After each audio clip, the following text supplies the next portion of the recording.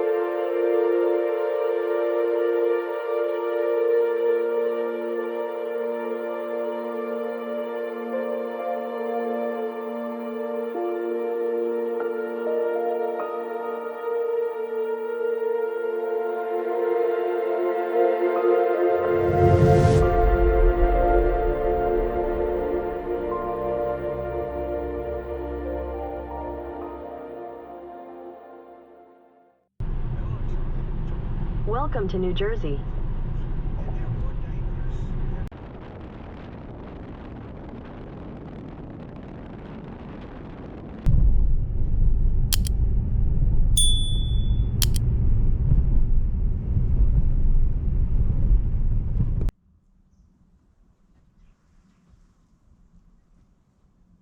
Well, good morning, and welcome to the Whitesbog Village here in the Pinelands of New Jersey. Whitesbog was a town built in the 1870s, and it was centered around the cranberry and farming industries. We're going to go for a walk here through the Cranberry Bogs. It's the end of October. Looks very beautiful out there right now. I'll be telling you more about this place as we go. It's a national and state historic site. There is the village that still stands and is occupied. There's also trails. This is part of the Brendan T. Byrne State Forest here in New Jersey. So it's a chilly morning. Let's start walking and explore this interesting place. All right, thanks for joining me.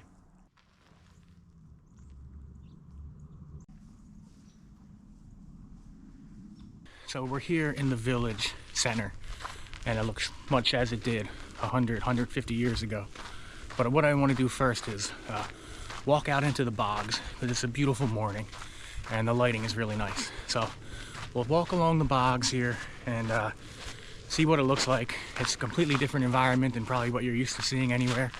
And then when we come back later, maybe we'll check out some of the towns. I believe the general store opens at 10 o'clock. So it's about, it's 7:45 right now. So yeah, we'll probably be back in about 2 hours, and we can check out the town. But let's explore this fascinating landscape of the Cranberry Bogs here in one of my favorite places, the Pinelands of New Jersey. We're starting out on this little nature trail that leaves the village and should take us out into the open areas here.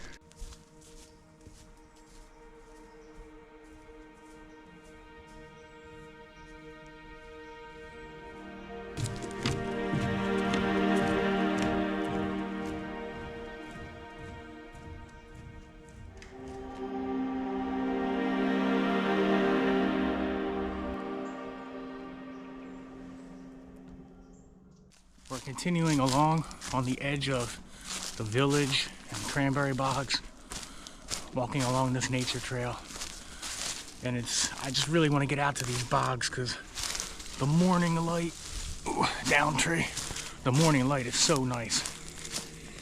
And man, it looks so cool out there. But wow, it's the heart of fall now, and everything is looking beautiful. We can check out the village and everything when we come back, but let's get out to this open scenery.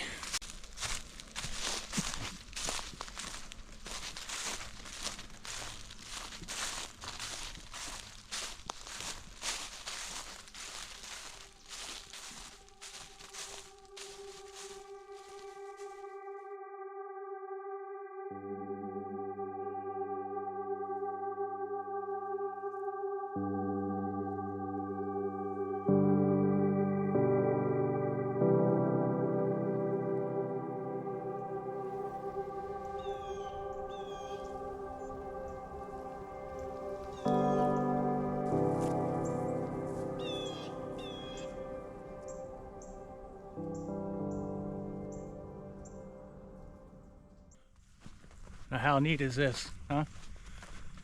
Pretty different. You can see why this place is so special, and I enjoy coming out here.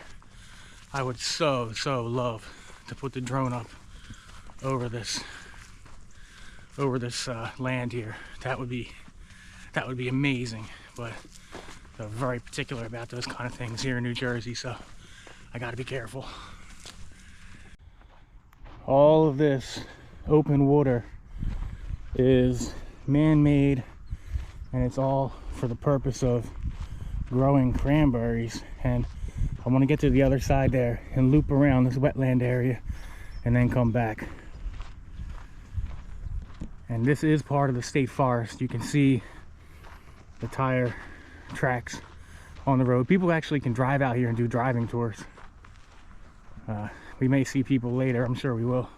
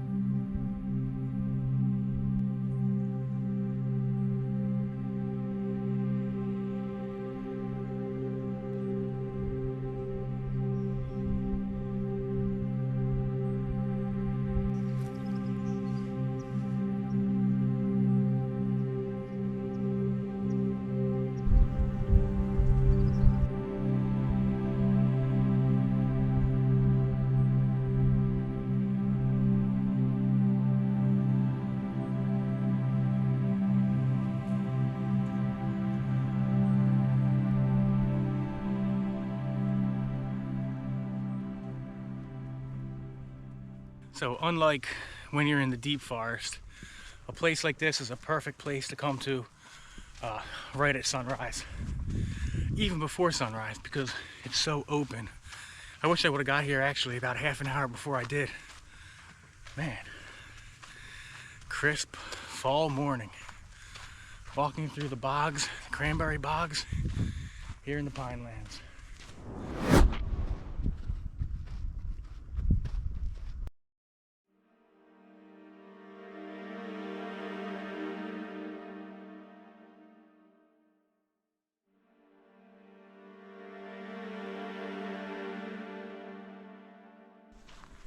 So we're walking along the roads now in the state forest, and these sandy roads, they go in all directions.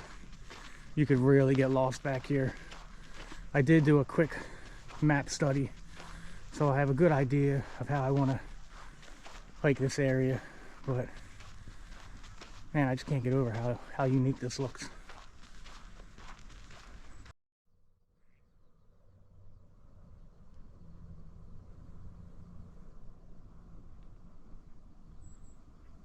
A huge predatory bird, a raptor I think, just flew overhead and scattered some ducks. They were all flying away from it.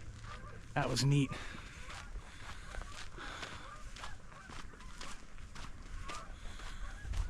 So all of these various ponds and waterways are all controlled through systems of irrigation. The water levels can be raised and lowered, and there's various tunnels and piping systems underneath these roads. If you notice, the roads are elevated about 4 or 5 feet, and I actually see a car driving over there. But yeah, it's neat how they are able to work that water system. All right, now here's a good example. You can see now this pond has been drained clearly, and you can see what the base of it looks like. Completely flat, man-made. And then the road we're on, and then this area, which still has water. I'm not sure why it is or why it isn't, but that's what you get out here.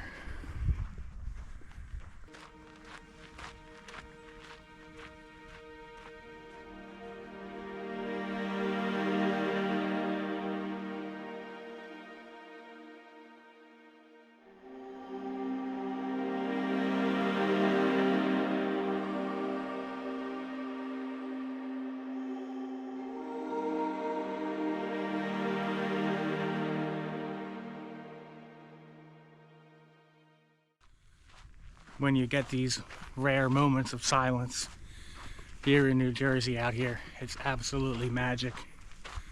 Just hearing the call of the birds in the distance, and something just jumped in the water. And I don't know, this place is like, it's just unique, it's special, very special place. It's different from anywhere else in the region. I say that every time I come here, but it really feels that way.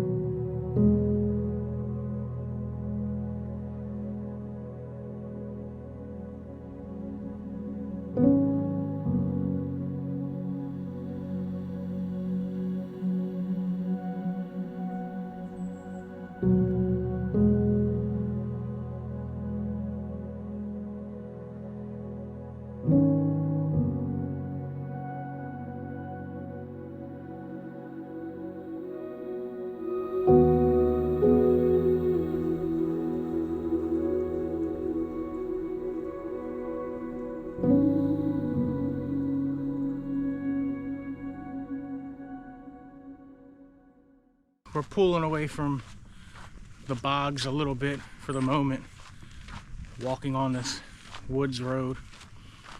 And every time I come here, I know I probably say the same thing. It feels like you're in a really remote area because everything looks so different. Even though we're in the middle of New Jersey, it only took me 1 hour to get here from my home, out the door at my house, out the door, stepping out of the car here. We're on like the northern edge of the Pinelands, and it's a mix of different forest types in this area.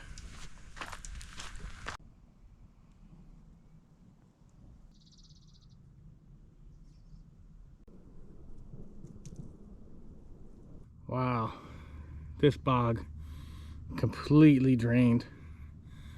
I was hoping they would still have water in them, just for the, the visual look of it, but wow, look how flat that bottom is.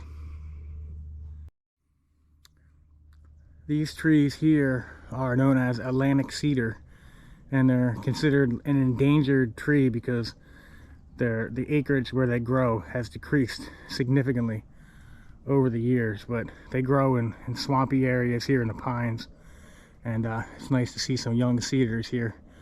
They grow into very dark, deeply shaded forests and create their own interesting habitats within the pines. Now if you look down, at the sand here, and they call that sugar sand. It's fine white sand that's found in southern New Jersey, but you can see with how open this area is, you probably wouldn't want to come here in the middle of summer. Lots of bugs, very hot.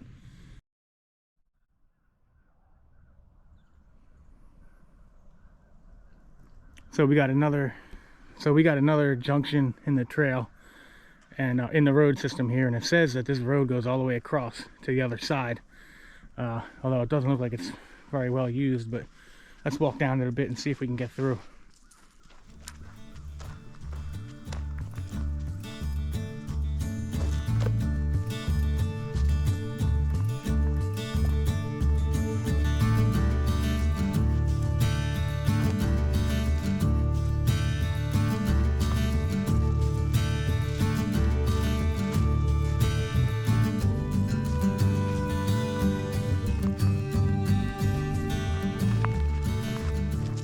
Alright, so this kind of dead-ended here, but there's actually a little picnic bench and table here, probably for workers. And it's interesting, look, umbrella, little bird here. So let's sit down here for a minute. I'll tell you a little bit about the background and history of this place. It's a good place to take a break. Alright, here's a little history lesson on Whitesbog, and this is directly from the New Jersey State Government Department of Parks website. So it says, Whitesbog area history begins with the 18th and 19th century iron furnace industry. In the mid-1800s, James A. Fenwick purchased 490 acres of land formerly utilized by Hanover Furnace and began a farm of successful cranberry production. Fenwick's son-in-law, Joseph J. White, took over production of cranberry farming in 1882 upon Fenwick's death. White began adding land to the acreage of the farm. In 1893, White's daughter Elizabeth began working on her family's farm and experimenting with blueberry production to complement the already flourishing cranberry industry. In the early 1900s, the White property was the largest cranberry farm in New Jersey. In 1916, while collaborating with Dr. Frederick V. Collinville, Elizabeth developed the first cultivated blueberry and began to market them to the world. Her test fields remain at the site to this day. Whitesbog is an important part of New Jersey history and the history of the blueberry and cranberry culture in the United States. It is listed on both the national and state registers of historic sites. Whitesbog includes the village and the surrounding 3,000 acres of cranberry bogs, blueberry fields, reservoirs, sugar sand roads, and pine barren forests. The Division of Parks and Forestry is not alone in administering Whitesbog. The Whitesbog Preservation Trust, created in 1982, leases Whitesbog from the state in order to preserve Whitesbog. Specifically, the trust restores, protects, and enhances the lands, sites, and buildings. Specifically, the trust restores, protects, and enhances the lands, sites, and buildings at Whitesbog so that it can continue to provide educational programs and materials about the history, culture, and environment that created Whitesbog.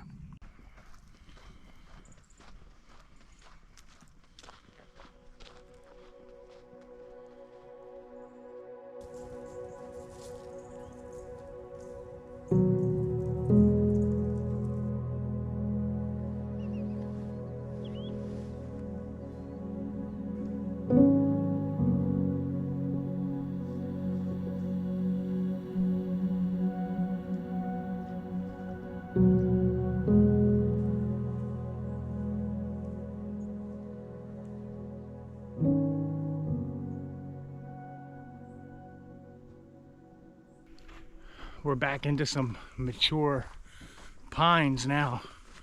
We're on the back end of the bog area, and I'm still looking for a way to go across. Matter of fact, here comes a car coming down the road right now, a truck. That was an old timer driving that truck down the road, had his dog with him.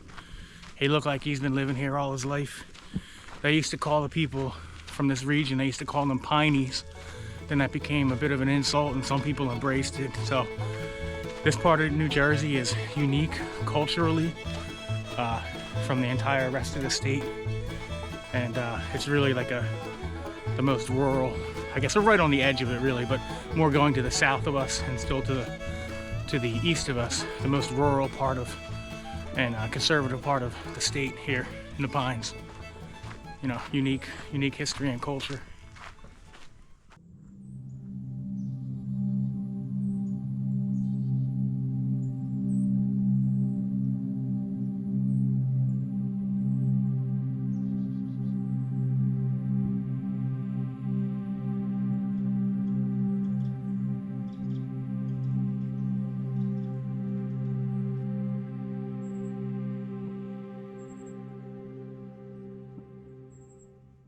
Alright, well, we finally found a way across.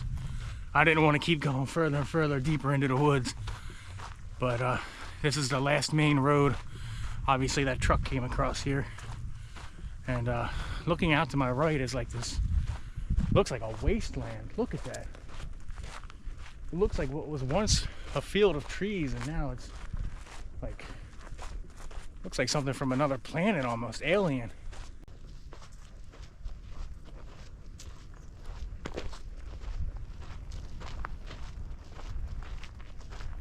Okay, so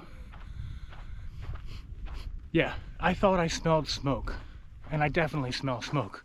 There's a fire, and it's very gray out this way, and we are in like wildfire season, and this may be a prescribed burn, or this may be an actual wildfire. I don't really know, but definitely see a dark sky ahead of me and smoke billowing across this open area. We're walking right into it. I don't know. This is getting a little crazy now.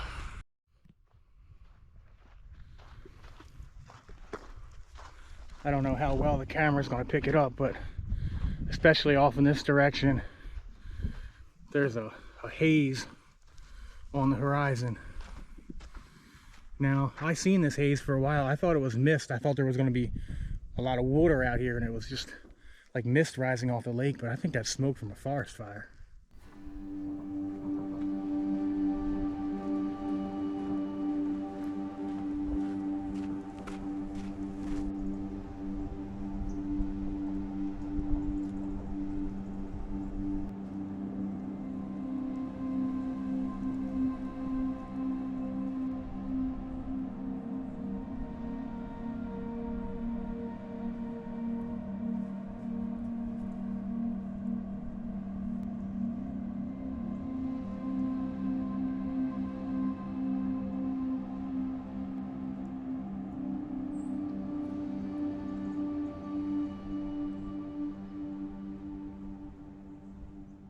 So I am retracing my steps again.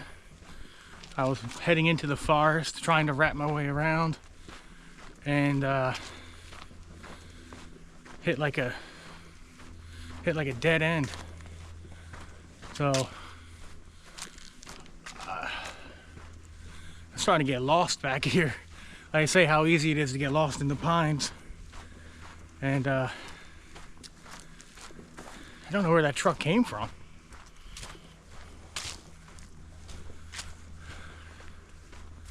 Yeah, the one trail, it just dipped right into like the water, like you couldn't even cross it. Definitely not in a car, definitely not by foot. And I can't remember if there was another road up here or not. There might be. So I had just stopped to take a break and take a layer off, and I went back in the woods and I went 3 different ways and I kept hitting it different like dead ends. So maybe different times of the year, the water level, as we talked about earlier, is raised and lowered. So maybe certain times of the year, the trails back there are passable.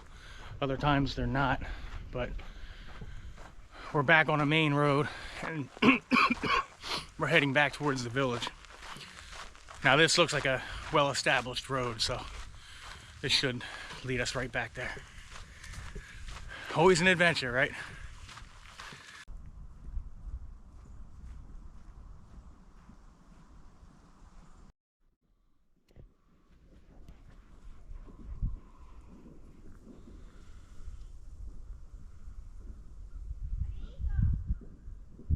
So I can see some familiar landmarks now ahead of me in the distance, so I know we're not too far from the village. So here's my thoughts on the trails and roads around here. I think it's a great place to get to at sunrise because of all the mist rising off of the water, because it's an open area, waterfowl, bird life. I'm sure there's deer and fox and, you know, other animals of the pines that you can spot out here all the time. As you get towards midday, not so much, because that lighting that works so good for you in the morning and towards twilight is going to work against you a little bit midday. It's all flat. It's basically all roads. All you need is a basic phone with a map on it. You should be able to navigate pretty easily. I did run into a few dead ends, but it was no big deal to get just to turn around. So, great place for walking in the fall, winter, early spring. I would avoid it in the summertime. So, that's what I think about that. And we will take a little walk through the village when we get back there. It's about 10:30 now. So.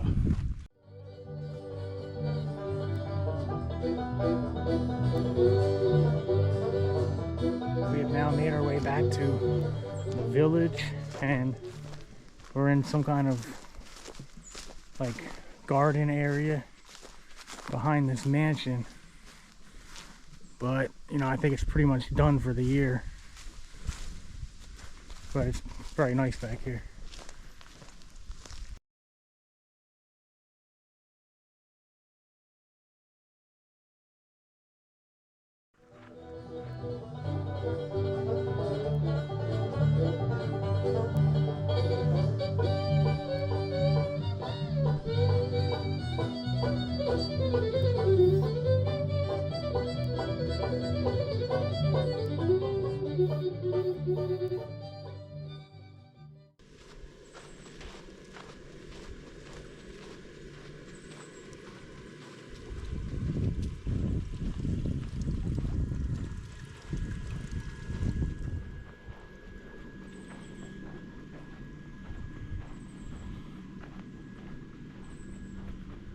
So we're in the heart of the village now, and this is a real community that people live in, but it's also in a historic site. And it's a town, I think, may have like a haunted house kind of, or a haunted tour or something, because a lot of these homes have really cool like Halloween decorations and things. But yeah, this is pretty cool.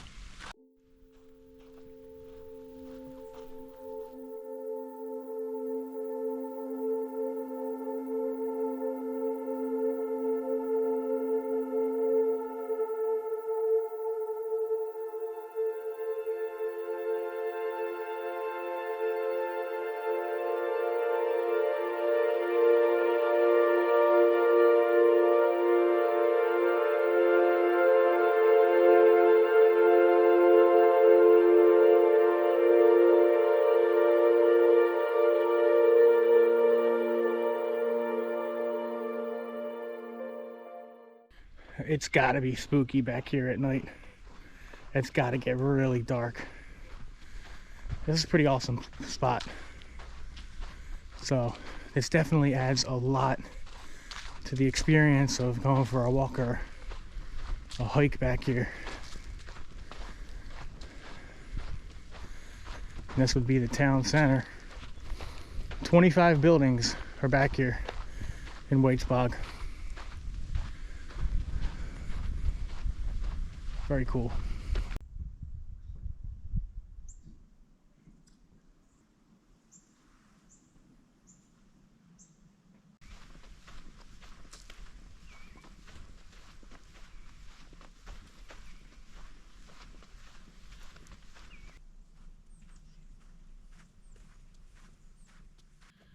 All right, my friends, I think that's going to do it for our little tour here of Whitesbog Village here in Brendan T. Byrne State Forest, the home of the creation of the commercial blueberry, at one point the largest cranberry farm in New Jersey, a national and historic site, some beautiful wetlands and pine forests to explore, and this living historic village. If you enjoyed the video, please give it a like. If you have any comments or questions, let me know down below. If you'd like to support me on Patreon, you can check me out there. It would really be appreciated. Going to head home now, back to Pennsylvania, watch the Eagles game, and hopefully they win. You'll know certainly by the time you watch this. All right, that's about it. I'll see you on the next adventure, guys. Take care. Gator out.